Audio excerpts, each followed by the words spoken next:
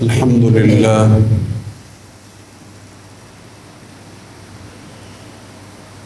لله نحمده ونستعينه ونستغفره ونستهديه ونستنصره ونؤمن به ونتوكل عليه ونعوذ بالله من شرور أنفسنا ومن سيئات أعمالنا من يهده الله فلا مضل له ومن يضلله فلا هادي له ونشهد أن لا إله إلا الله وحده لا شريك له ونشهد أن سيدنا وسندنا وحبيبنا ومولانا محمدا عبده ورسوله أرسله الله إلى الناس كافة بشيرا ونذيرا وداعيا إلى الله بإذنه وسراجا منيرا ولكن أكثر الناس لا يعلمون أما بعد فأعوذ بالله من الشيطان الرجيم بسم الله الرحمن الرحيم قل إن صلاتي ونسكي ومحياي ومماتي لله رب العالمين وروي عن النبي صلى الله عليه وسلم قال رسول الله صلى الله عليه وسلم رسوم الجاهلية تحت قدمي هذا أو كما قال النبي صلى الله عليه وسلم صدق الله ورسوله اللهم صل على محمد وعلى آل محمد كما صليت على إبراهيم وعلى آل إبراهيم إنك حميد مجيد اللهم بارك على محمد وعلى آل محمد كما باركت على إبراهيم وعلى آل إبراهيم إنك حميد مجيد.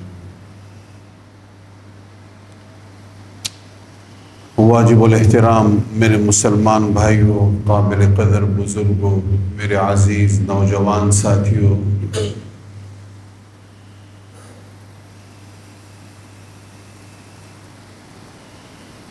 محرم الحرام میں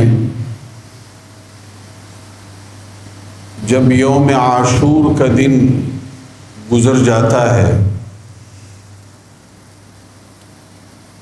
تو پھر اس کے بعد ہمیں اپنے ماحول میں، اپنے معاشرے اور اپنے سماج میں یوں محسوس ہوتا ہے کہ گویا کہ واقعہ کربلا اب قصہ پارینہ، قصہ ماضی بن چکا، اور اب جب اگلا سال آئے گا، محرم کا مہینہ آئے گا، تو اس مہینے میں پھر ہم 7، 8، 9 یا 10 محرم کو اس کے حوالے سے کوئی نہ کوئی سرگرمی سر انجام دیں گے۔ میرے بھائیو، انسان کا بنیادی طور پر جو مزاج ہے، یہ مزاج ایسا ہے کہ یہ غیر مستقل مزاج ہے، جلد باز ہے اور ہرجائی طبیعت کا مالک ہے۔ اس کے اندر ہرجائیت ہے، ہرجائی پن ہے اس کے اندر۔ اس کے پاؤں بھی کہیں نہیں ٹکتے اور اس کا مزاج اور طبیعت بھی کہیں نہیں ٹکتی۔ یہ جلد بازی کرتا ہے اور بے سکونی کی کیفیت میں رہتا ہے، بے اطمینانی کی کیفیت میں رہتا ہے۔ اس لیے اس کے اندر جماؤ اور ٹھہراؤ نہیں آتا، اور غیر مستقل مزاجی اس کے اندر بہت زیادہ ہوتی. یہی وجہ ہے کہ جتنے بھی صالحات ہیں، اعمال صالحہ ہیں، نیک کام ہیں، ان نیک کاموں پر اپنے آپ کو لانے کے لیے بڑی شدید جدوجہد اور محنت کرنی پڑتی ہے. اور سب سے زیادہ مقابلہ اپنے ہی کے ساتھ درپیش ہوتا ہے. ایک انسان 5 وقت کی نماز، اس کا اپنے آپ کو عادی بنانا بہت مشکل کام ہے. اور بنیادی طور پر انسان کے اسی مزاج اور انسان کے اسی طبیعت کی وجہ سے مشکل کام، اپنے خلاف جدوجہد کرنی پڑتی ہے. یہی وجہ ہے میرے بھائیوں کہ انسان رسم اور رواج کو پسند کرتا ہے اور عبادت سے دور بھاگتا ہے، کیونکہ عبادت مستقل ہوتی ہے، جبکہ رسم اور رواج وہ سال میں 1 بار یا 2 بار ہوتا ہے یا 3 بار. تو رسم اور رواج کو سر انجام دینے کے لیے مستقل مزاجی نہیں چاہیے. عبادت کو سر انجام دینے کے لیے مستقل مزاجی درکار ہے.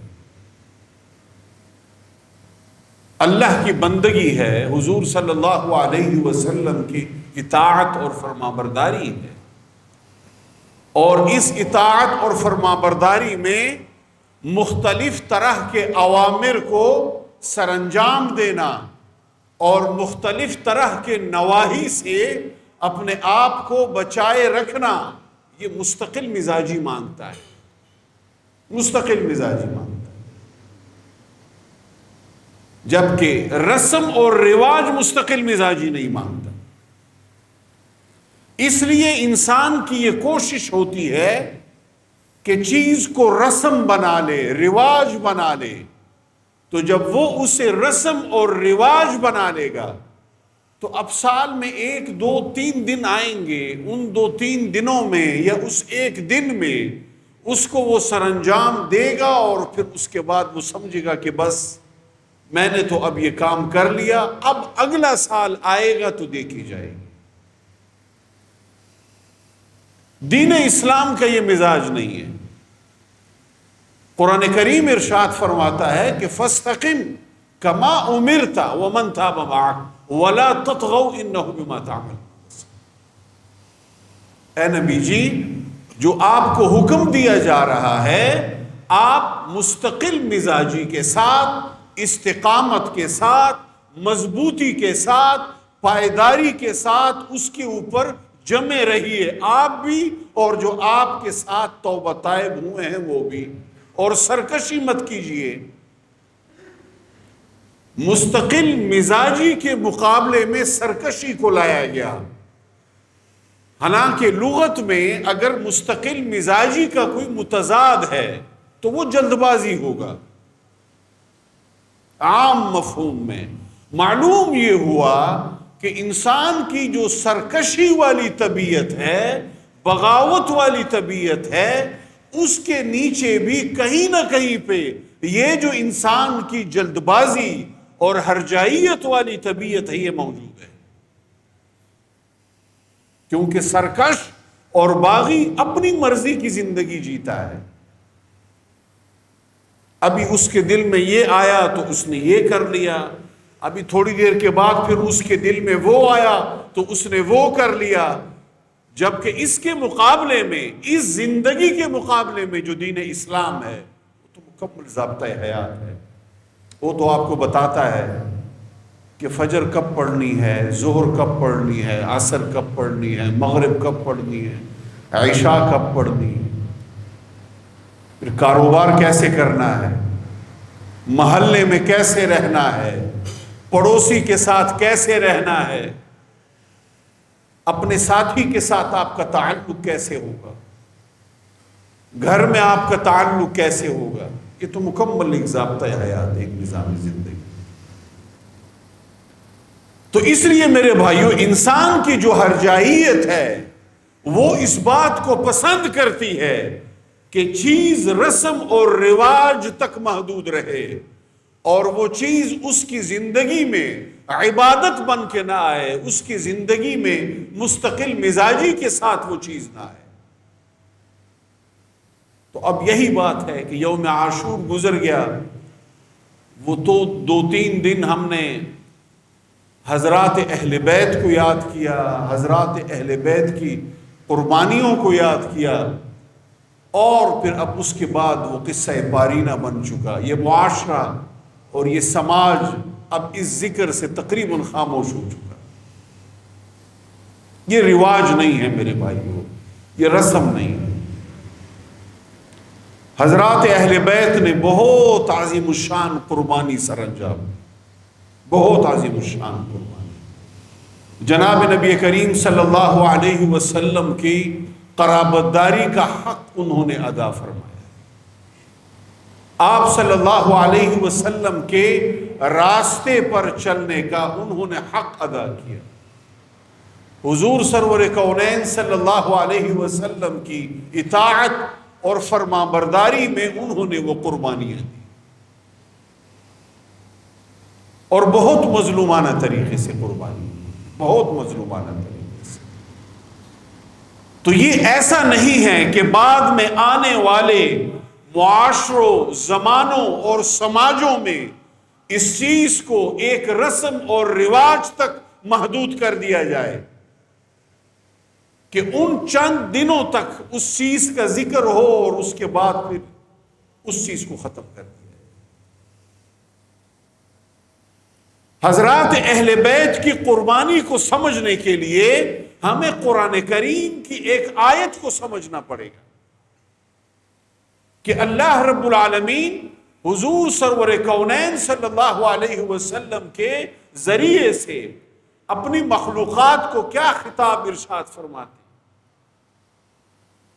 قل، اے نبی جی آپ فرما دیجئے کہ ان صلاتی، بے شک میری نماز، ونسکی، اور میرے جو مناسک ہیں، ومحیایا، اور میری جو زندگی ہے، ومماتی، اور میری جو موت ہے، للہ رب العالمین، وہ عالمین کے رب کے لیے ہے، وہ اللہ کے لیے۔ میرا جینا اور میرا مرنا وہ اللہ کے لیے ہے۔ میری عبادت، میرے مناسک، میری قربانی، میرا حج اور میری دوسری عبادات، وہ سب کے سب ایک اللہ رب العالمین کے لیے ہے۔ دنیا میں میرا ہر ایک عمل اللہ رب العالمین کے لیے ہے۔ حضور سرور کونین صلی اللہ علیہ وسلم نے یہ تعلیم دی اپنی امت کو۔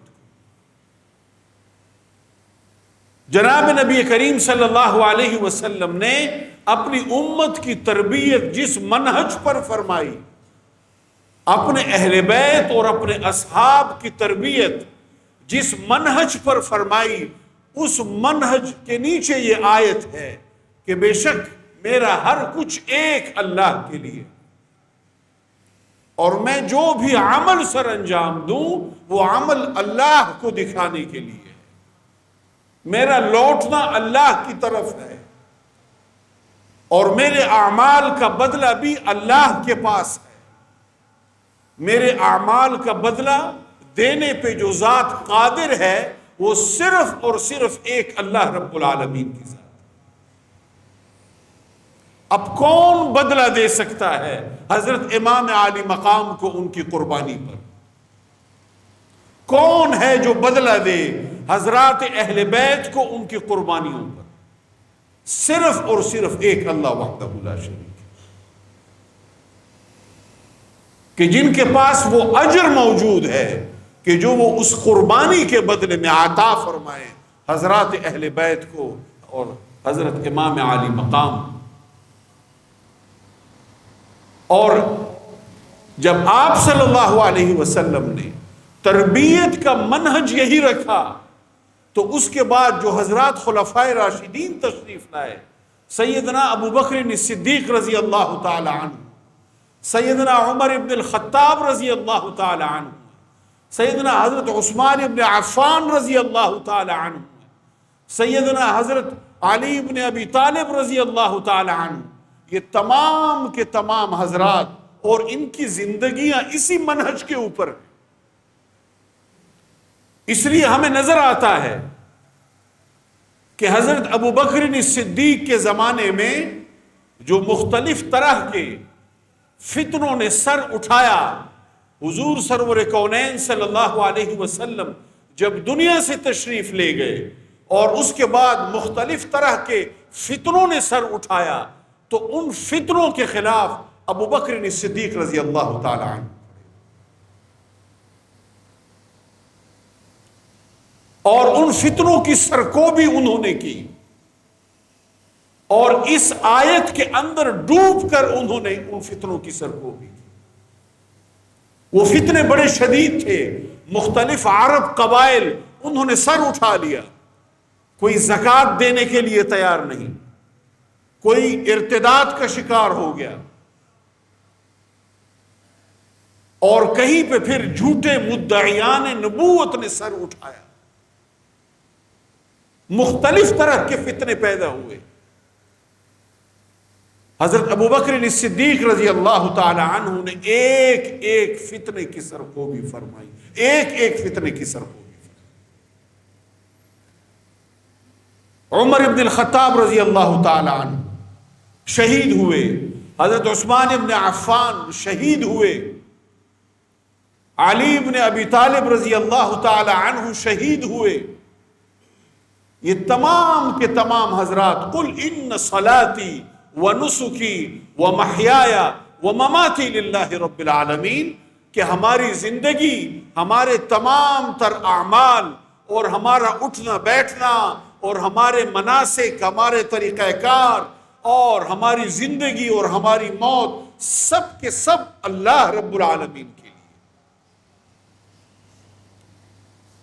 ان حضرات کے دلوں میں حکومت کی کوئی رتی برابر خواہش موجود نہیں تھی، ایک رتی برابر، یہ بطور محاورے کے یہ لفظ ہماری زبان میں بولا جاتا ہے،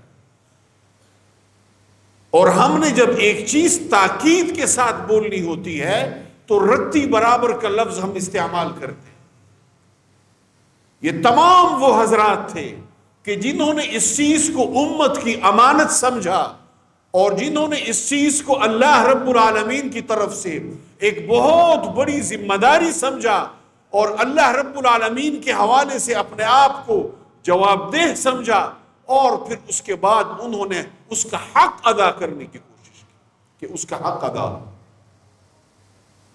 اور یہی وہ سلسلہ ہے جو آگے جا کے کربلا کے اوپر ایک نیا موڑ لیتا ہے، یہی وہ سلسلہ ہے جو آگے جاتا ہے۔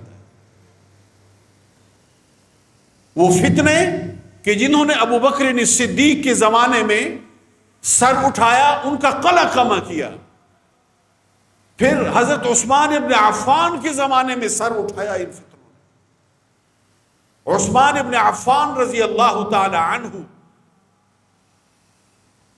وہ اس دور کی سب سے بڑی ریاست کے سربراہ تھے، سب سے بڑی ریاست کے سربراہ، لیکن ان کا عشق دیکھیے جناب نبی کریم صلی اللہ علیہ وسلم کے ساتھ، اور ان کا آپ عشق دیکھیے مدینہ منورہ کے ساتھ، جناب نبی کریم صلی اللہ علیہ وسلم کے اس شہر کے ساتھ، کہ ان کا جب گھیراؤ کیا ہوا ہے باغیوں نے تو وہ 1500 2000 کے لگ بھگ تھے، اس سے زیادہ نہیں تھے۔ حضرت عثمان ابن عفان اگر چاہتے تو ریاستی قوت اور طاقت کے ساتھ ان کا قلع کما کر دیتے، لیکن فرمایا کہ نہیں، ان کا میری ذات کے ساتھ اختلاف ہے، تو میں اپنی ذات کی وجہ سے حضور سرور کونین صلی اللہ علیہ وسلم کے اس شہر کو، کہ جس کی طرف حضور نے ہجرت فرمائی اور جہاں پہ جناب نبی کریم صلی اللہ علیہ وسلم اب آرام فرما رہے ہیں، اس شہر کو میں اپنی وجہ سے خون آلود نہیں کروں۔ ان کے ساتھ حضرت عثمان ابن عفان رضی اللہ تعالی عنہ نے مکالمہ کیا، اپنے گھر کی بالکونی پر تشریف لائے اور ان کو مخاطب کیا کہ آپ مجھے کیوں قتل کرنا چاہتے ہیں؟ کیا میں مرتد ہو گیا ہوں کہ جس کی پاداش میں آپ مجھے قتل کرنا چاہتے ہیں؟ یا پھر میں نے کوئی قتل کیا ہے کہ قصاصاً آپ مجھے قتل کرنا چاہتے ہو؟ یا نعوذ باللہ من ذالک، مجھ سے کوئی زنا سرزد ہوا ہے کہ جس کے آپ اس میں حد میں آپ مجھے سنسار اور قتل کرنا چاہتے ہو؟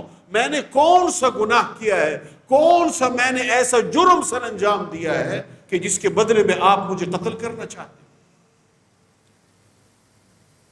اور کیا میں وہ عثمان نہیں کہ جس نے یہاں کنویں خرید کر دیے اور ایسے وقت میں خرید کر دیے کہ جب بہت پیاس کا زمانہ تھا؟ اور کیا میں وہ عثمان نہیں کہ جن کے بارے میں حضور سرور کونین صلی اللہ علیہ وسلم نے یہ چیزیں ارشاد فرمائی؟ مکالمہ کیا ان کے ساتھ، مکالمہ عثمان ابن عفان رضی اللہ تعالی عنہ۔ لیکن اپنی وجہ سے انہوں نے یہ مناسب نہیں سمجھا کہ اپنی وجہ سے میں مدینہ منورہ کو اب خون آلود کروں ان باغیوں کے خون کے ساتھ، اور وہی مدینہ منورہ پھر عثمان ابن عفان کے خون کے ساتھ خون آلود ہو گیا۔ ہماری تاریخ میں جہاں ایک طرف، انسان کی تاریخ میں جہاں ایک طرف کربلا جیسی قربانی بھی موجود نہیں ہے کہ وقت کے پیغمبر کا یوں خون بہایا گیا ہو، یوں ان کے گھرانے کو اس انداز میں شہید کیا گیا ہو، جہاں ایک طرف انسانی تاریخ اس چیز کی مثال پیش کرنے سے قاصر ہے، وہاں انسانی تاریخ یہ مثال پیش کرنے سے بھی قاصر ہے کہ 55 سے 60 لاکھ مربع میل زمین کا حکمران، اتنا طاقتور حکمران، اتنی طاقتور ریاست کا حکمران یوں بیچارگی کے عالم میں اپنے گھر کے اندر قتل کر دیا جائے، یہ مثال بھی انسانی تاریخ پیش کرنے سے قاصر ہے۔ اور یہ سب حضور کے عشق میں، کربلا میں امام عالی مقام حضور صلی اللہ علیہ وسلم کی محبت، حضور کے دین کے لیے قربانی دے رہے، اپنا خون نچھاور فرما رہے۔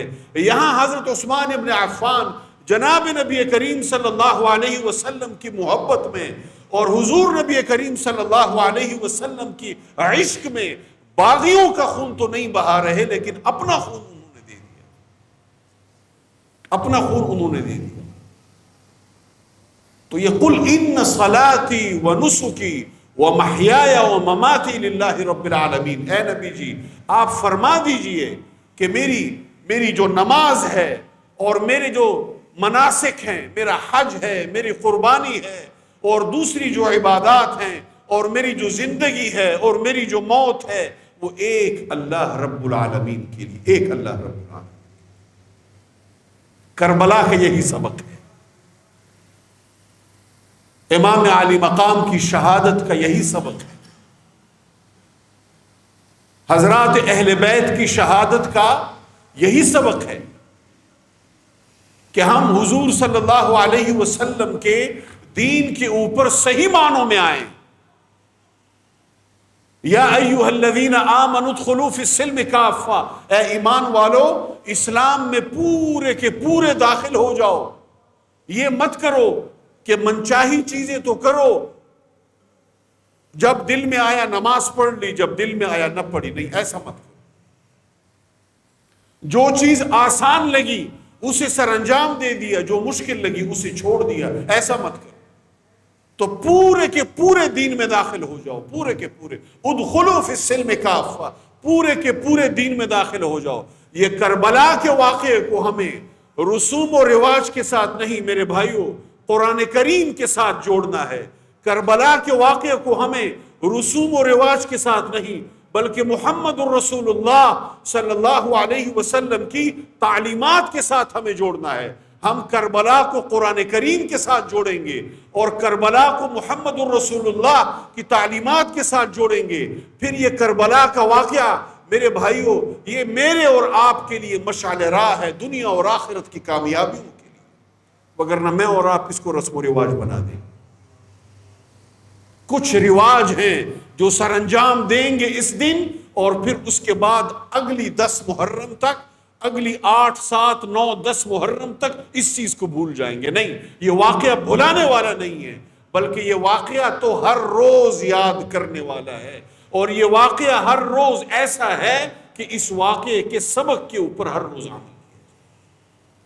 تو اس چیز کو سمجھنے کی ضرورت ہے. اللہ رب العالمین ہمیں، مجھے اور آپ سب کو حضرت امام علی مقام کے راستے پر چلنے کی توفیق عنایت فرمائے. انہوں نے جو عظیم الشان قربانی سر انجام دی، اس عظیم الشان قربانی کے اندر جو سبق رکھا ہوا ہے، اللہ تبارک و تعالی مجھے اور آپ کو اس سبق کے اوپر عمل کرنے کی توفیق عنایت فرمائے. وآخر دعوانا